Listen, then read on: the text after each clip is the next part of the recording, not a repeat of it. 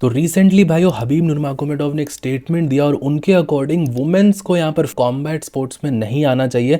और उनका ऐसा कहना है कि एक मैन हमेशा ज़्यादा स्ट्रांग रहेगा एक वुमेन से, और इस आइडियोलॉजी में वो बिलीव करते हैं कि कॉम्बैट स्पोर्ट्स में फीमेल्स को ज़्यादा इन्वॉल्व नहीं करना चाहिए।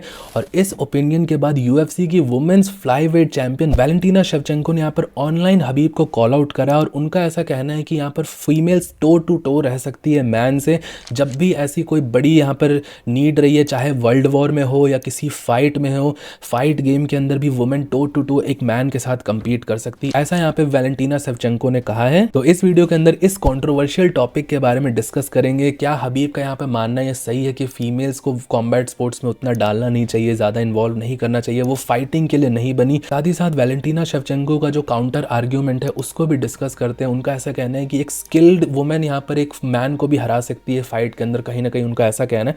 तो इन सारी चीजों के बारे में इस वीडियो के अंदर डिस्कस करेंगे। साथ ही साथ भाइयों अरमान सरूकियन के फ्यूचर के बारे में कुछ अपडेट्स निकल के आई है। उसने अपनी यहाँ पर फाइट करी, जॉर्जियो पुलास को रीमैच में हराया, तो उसने रिवील करा कि वो यहाँ पर बैकअप फाइटर रहने वाला है यूएफसी के व्हाइट हाउस मेन इवेंट इलिया टुपुरिया वर्सेस जस्टिन गेची की फाइट का। और उसका कहना उसके बाद उसकी फाइट यहाँ पर अनाउंस भी हो जाएगी। तो सारी चीज़ों के बारे में इस वीडियो के अंदर डिस्कस करेंगे, लेकिन उससे पहले आपसे वीडियो को लाइक कर देना, चैनल को सब्सक्राइब कर देना यूएफसी कॉम्बैट स्पोर्ट्स का ऐसा ही कॉन्टेंट हिंदी में एंजॉय करने के लिए। अब भाइयों हबीब नुरमागोमेडोव ने कुछ दिनों पहले एक स्टेटमेंट दिया कि एक मैन हमेशा ज्यादा स्ट्रांग रहेगा एक फीमेल के अगेंस्ट, और ये किसी भी तरीके से कंपैरिजन नहीं करना चाहिए। और हबीब का हमेशा से ये वुमेन एमएमए के ऊपर यही ओपिनियन रहा है कि वुमेन्स यहाँ पर एमएमए के अंदर बिलोंग नहीं करती, कॉम्बैट स्पोर्ट्स के अंदर बिलोंग नहीं करती, ऐसा हबीब का मानना है। और उन्होंने बेसिकली पहले के टाइम पे 1-2 साल पहले बहुत बड़ी कंट्रोवर्सी भी हुई थी जब उन्होंने ऐसा बोला था कि रिंग गर्ल्स की कोई ज़रूरत नहीं होती, रिंग गर्ल्स को वो अगर कोई ऑर्गेनाइजेशन स्टार्ट करेंगे तो रिंग गर्ल्स को नहीं रखेंगे, उनका कोई काम नहीं होता एमएमए के अंदर। तो हबीब के इन ओपिनियंस को काफ़ी ज़्यादा क्रिटिसाइज किया गया है। काफ़ी सारे एमएमए फैंस यहाँ पे काफ़ी रेग्रेसिव, काफ़ी ज़्यादा पुराने सोच वाला ऐसे बोलते हैं कि हबीब की ये सोच काफ़ी ज़्यादा पुरानी है। और एक सबसे बड़ा क्रिटिक अगर कोई रहा है हबीब के इन ओपिनियंस का तो वो है यूएफसी की women's flyweight champion Valentina Shevchenko. उन्होंने काफ़ी बार डिफेंड करा है वुमेन्स एमएमए को और हबीब के इन व्यू पॉइंट्स को गलत बोला है। और इस बार भी जब हबीब की स्टेटमेंट आई है तो उन्होंने यहाँ पर ओपनली हबीब को कॉल आउट करा है। और उनका बेसिकली ऐसा कहना है कि जब वॉर में यहाँ पर वुमेन्स फाइट कर सकती हैं, फाइटर जेट उड़ा सकती हैं, साथ ही साथ जब यहाँ पर एक्चुअल फाइटिंग की नीड आती है तब भी वुमेन्स काफ़ी ज़्यादा स्किल्ड है। आज के टाइम पे वुमेन्स एमएमए भी इतना ग्रो कर चुका है। तो इन सारी चीज़ों के बाद भी कोई ऐसे कैसे कह सकता है कि कॉम्बैट स्पोर्ट्स में और ऐसे टफ सिचुएशंस में फीमेल्स बिलोंग नहीं करती। अब वैलेंटीना शेवचेंको का ये कहना है कि एक मैन और एक वुमेन को जब कंपेयर करेंगे स्ट्रेंथ में तो ऑब्वियसली मैन की स्ट्रेंथ ज़्यादा होगी, वुमेन उससे कंपेरेबल नहीं होगी। लेकिन उनका ये भी कहना है कि अगर वुमेन के पास स्किल होगी, वो ज़्यादा टेक्निकली साउंड होगी और उनके पास फाइटिंग एबिलिटी होगी, तब वो मैन को भी हरा सकती है, ऐसा यहाँ पर वैलेंटीना शेवचेंको का कहना है। अब भाइयों इस बारे में मैं आप सबको अपना ओपिनियन बताता हूँ और मुझे जो लगता है मैं आप सबको एक्सप्लेन करता हूँ। सबसे पहले चीज़ जो हमने बताया कि ऐसी कोई भी यहाँ पर व्यू पॉइंट वाली चीज़ होती है तो भले आप सब कितना भी किसी को समझा दो, वैलेंटीना शेवचेंको कितना भी यहाँ पर हबीब को समझा दे और हबीब कितना भी यहाँ पर वैलेंटीना शेवचेंको को समझा दे, मुझे तो ऐसा लगता है कि जिसका जो व्यू पॉइंट होता है वो उसी पे ही रहता है। चाहे कितना भी किसी को एक्सप्लेन कर लो, कोई किसी की नहीं सुनता, किसी का व्यू पॉइंट चेंज नहीं होता और किसी के व्यू पॉइंट से इन रियलिटी कुछ ज्यादा फर्क भी नहीं पड़ता। अब रही बात कि भाइयों मेरा क्या ओपिनियन है इस बारे में। अब देखिए जो एक ये जो बात कही वैलेंटीना शेवचेंको ने, ये चीज तो सही है। ऑब्वियसली एक मेल स्ट्रेंथ और एक फीमेल स्ट्रेंथ एक्चुअल में बहुत ज्यादा डिफरेंट होती है। बायोलॉजिकली स्ट्रेंथ में हमेशा एडवांटेज रहेगा एक मेल के पास। और ये जो दूसरा पॉइंट है कि अगर एक मेल अनट्रेन्ड होगा और एक फीमेल ट्रेंड होगी और फिर यहाँ पर उनकी फाइट होती है, फिर अगर कंपेयर किया जाए तो वो जो स्ट्रेंथ का जो डेफिसिट है फीमेल के पास वो कहीं ना कहीं स्किल के साथ ओवरकम किया जा सकता है।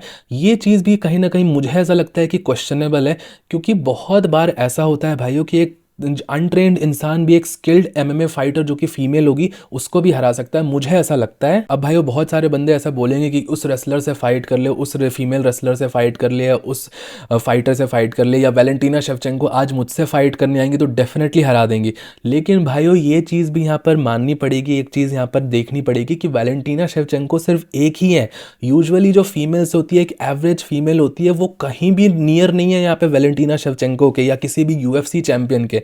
और जो ट्रेन भी करती होगी थोड़ा बहुत या जो जिम भी जाती होगी, ऐसे तो भाई मेजॉरिटी फीमेल्स के अंदर जो हम आसपास भी अपने देखते हैं उनमें स्पोर्ट्स और फिटनेस बहुत कम में ज़्यादा होता है। कुछ ही फीमेल्स होती हैं वो ऐसे स्पोर्ट्स और या सारी चीज़ों में इंटरेस्टेड होती हैं। तो भाइयों ये कहना कि थोड़ी बहुत फाइटिंग सीख के एक फीमेल यहाँ पर एक अनट्रेन्ड मैन को हरा देगी, ऐसा भी पॉसिबल नहीं है। एक अनट्रेन्ड मैन भाइयों यहाँ पर मुझे ऐसा लगता है 10 में से 7-8 बार भी एक नॉर्मली स्किल्ड एमएमए फाइटर को भी ओवर पावर कर देगा। और ये चीज़ भाइयों मैं ऐसे ही नहीं बोल रहा हूँ। यूएफसी की एक चैंपियन थी जूलियाना पेन्या, वो भी चैंपियन रह चुकी है यूएफसी की। उन्होंने रिवील करा कि वो जो पहले एक टाइम पे मैकडॉनल्ड्स में ऐसे काम करती थी और उनकी यहाँ पर किचन के अंदर एक शेफ के साथ फाइट हो गई थी और शेफ यहाँ पर एक अनट्रेन्ड बंदा था और उस टाइम पर वो यूएफसी के लिए प्रिपेयर कर रही थी और उस शेफ के साथ उनकी फाइट हो गई थी। और इवन दो उन्होंने शेफ को मल्टीपल टाइम्स मारा था और उसकी भी अच्छे से धुलाई करी थी, बट उस शेफ ने उनको 5 बार नॉकआउट करा था उस फाइट के अंदर और मल्टीपल ब्रूजेस, उनका नाक टूट गया था और फ्रैक्चर्स वगैरह उनको आ गए थे। तो जूलियाना पेन्या ने खुद भी ये चीज़ बोली है और खुद एक यूएफसी चैंपियन, एक फीमेल यूएफसी चैंपियन इस चीज़ को एक्सेप्ट करा है कि एक अनट्रेन्ड मैन के पास भी काफ़ी ज़्यादा स्ट्रेंथ एडवांटेज होगा इवन दो आप एक ट्रेंड फीमेल होगी। तो भाइयों ये तो रही यहाँ पर जो वैलेंटीना शेवचेंको ने चीज़ें बोली। अब जो हबीब ने यहाँ पर बोला है कि कॉम्बैट स्पोर्ट्स में वुमेन इन्वॉल्व नहीं होनी चाहिए, उनकी उतनी ज़्यादा जगह नहीं है, वो बिलोंग नहीं करती है कॉम्बैट स्पोर्ट्स के अंदर, तो इस चीज़ से भी मैं अग्री नहीं करता हूँ। ऑब्वियसली भाइयों यहाँ पर कॉम्बैट स्पोर्ट्स वुमेन्स एमएमए भी एट पॉइंट्स बहुत फिलहाल के लिए काफ़ी ज़्यादा बोरिंग जा रहा है, बट वो बहुत इंटरेस्टिंग होता है। अभी हमने देखा लास्ट वीक जो यहाँ पर इजराइल अडेसान्या वाला जो फाइट कार्ड था उसमें एलेक्सा ग्रासो ने क्या खतरनाक ब्रूटल नॉकआउट निकाला मेसी बार्बर का। वुमेन्स एमएमए का one of the most brutal knockouts है। तो इसी से हमें यहाँ पर एक झलक दिखती है कि अगर वुमेन्स एमएमए के अंदर भी अच्छे फाइटर्स निकल के आए, क्वालिटी फाइटर्स निकल के आएंगी तो कितनी इंटरेस्टिंग फाइट इनकी भी बन सकती है। एलेक्सा ग्रासो ने इस चीज़ को वापस से प्रूव करा है। वैलेंटीना शेवचेंको की कुछ फाइट्स देखो कितनी इंटरेस्टिंग फाइट होती है। तो डेफिनेटली ये चीज़ से तो मैं डिसएग्री करता हूँ। कॉम्बैट स्पोर्ट्स के अंदर वुमेन्स डिवीजन होना भी बहुत ज़्यादा ज़रूरी है। ऑब्वियसली उतना इंटरेस्टिंग नहीं होता है, मोस्ट ऑफ द फाइट्स यहाँ पर डिसीजन तक जाती हैं, बट इन पास में हमने देखा है कि काफ़ी बढ़िया फाइट्स यहाँ पे निकल के आई। हॉली होम्स रोंडा राउजी की जो फाइट थी वो कितनी इंटरेस्टिंग थी। जोंग वेली वर्सेस वाना की जो फाइट थी फर्स्ट फाइट, वो देखो बहुत इंटरेस्टिंग फाइट। तो डेफिनेटली ये सारी चीज़ें अच्छी हैं, वुमेन्स एमएमए यहाँ पर होना चाहिए। और मैं भाइयों हबीब का वो एंगल भी समझता हूँ कि वो क्यों यहाँ पर कह रहे हैं कि कॉम्बैट स्पोर्ट्स के अंदर फीमेल्स को ज़्यादा नहीं इन्वॉल्व करना चाहिए, क्योंकि ये काफ़ी ब्रूटल स्पोर्ट है और फीमेल्स को इतनी ब्रूटैलिटी के थ्रू नहीं जाना चाहिए। वो बेसिकली एक वेल बीइंग की तरह से ये सारी चीज़ें बोल रहे हैं। हबीब ऐसा कोई बहुत ज़्यादा सेक्सिज्म वाला माइंडसेट तो लेकर नहीं आ रहे या कोई ऐसा मिसोजिनिस्ट तरीके से नहीं बोल रहे। वो उनका बेसिकली ऐसा व्यू पॉइंट है कि काफ़ी ब्रूटल स्पोर्ट है और इसके अंदर वुमेन्स को कम्पीट नहीं करना चाहिए, और उनका ऐसा मानना है कि इसके अंदर फीमेल्स को कम्पीट नहीं करना चाहिए। बट भाइयों ये at the end of the day एक इंडिविजुअल की चॉइस है, चाहे वो मेल हो या फीमेल हो, उसको कॉम्बैट स्पोर्ट्स में आना चाहिए। फिर तो भाइयों इस लॉजिक से तो फिर मेल्स के ऊपर कितनी भी ब्रूटैलिटी कर दो बट फीमेल्स के ऊपर ब्रूटैलिटी मत करो या उनको ब्रूटल चीज़ों में मत डालो, बट लड़कों को डाल दो भाई किसी भी ब्रूटल चीज़ में, उनको मशीन ग्राइंडर के अंदर डाल दो ये तो कोई पॉइंट नहीं बनता। तो यहाँ पर एक इंडिविजुअल चॉइस है।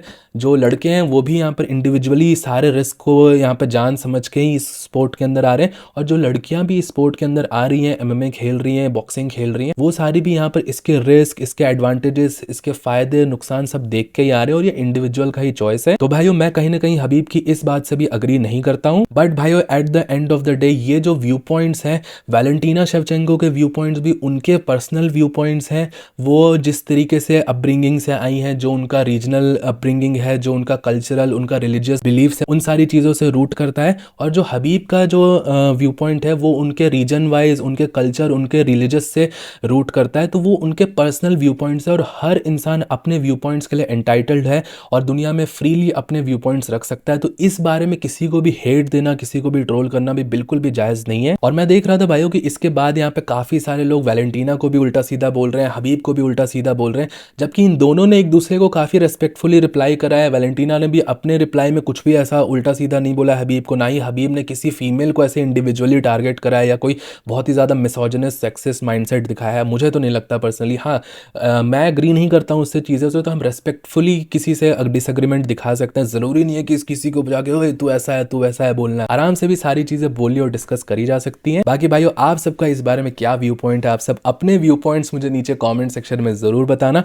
अब बात करते हैं यहाँ पर डेना वाइट के व्यू पॉइंट के बारे में कि उसको यहाँ पर क्यों नहीं देना यहाँ पर अरमान सारूकियन को टाइटल शॉट। उसका क्या माइंडसेट है यहाँ पर अरमान सारूकियन को लेके। ऑब्वियसली भाइयों अरमान ने इस वीकेंड एक बहुत बड़ी रेसलिंग विक्ट्री ली, जॉर्जियो पुलास को हराया, और अगले वीकेंड वो फिर से फाइट करने वाला है अप्रैल 8 को यहाँ पर डिलन डैनिस के अगेंस्ट उसकी एक ग्रैपलिंग फाइट होने वाली है, मतलब बैक टू बैक इवेंट्स पे वो फाइट कर रहा है।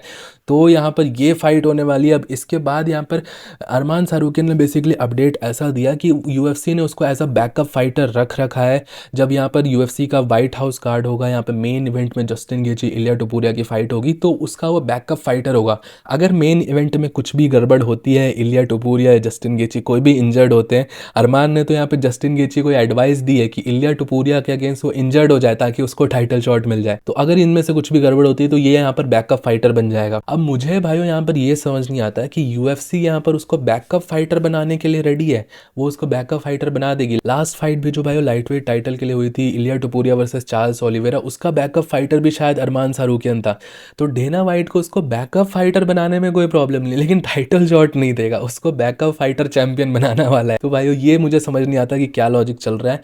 अब डेफिनेटली अरमान सारूकियन ने ऐसा बोला है कि वो अपना वेट लो ही रखने वाला है आगे कमिंग वीक्स में, और अगर कुछ भी यहाँ पर रिक्वायरमेंट होगी, 4-5 दिन पहले भी अगर यूएफसी ने उसको बोल दिया कि वो फाइट करने वाला है, तो वो 155 पाउंड्स बना देगा और चैंपियनशिप वेट के साथ आ जाएगा स्केल के ऊपर। तो ये सारे प्लानिंग है यहाँ पर अरमान सारूकियन की। अब पर्सनली भाई मुझे नहीं लगता कि यहाँ पर उसकी ज़रूरत पड़ने वाली है। ऑब्वियसली इंजरी कुछ भी हो सकती है, किसी को भी हो सकती है, बट जस्टिन गेची भी जाने नहीं देगा टाइटल शॉट, और इलिया टोपुरिया को तो फाइट करनी ही पड़ेगी। ये तो उसके लिए एकदम बहुत इंपॉर्टेंट फाइट है, बहुत लंबे टाइम से वो इनएक्टिव है, तो डेफिनेटली उसको फाइट करनी पड़ेगी इस टाइम पे। बाकी भाइयों आप सबका क्या सोचना है इस बारे में मुझे नीचे कमेंट सेक्शन में ज़रूर बताइएगा। टिल देन वीडियो पसंद आया हो तो प्लीज़ वीडियो को लाइक, चैनल को सब्सक्राइब कर दीजिएगा। मिलता हूँ आप सबको नेक्स्ट वीडियो में अगले अपडेट के साथ। Bye bye.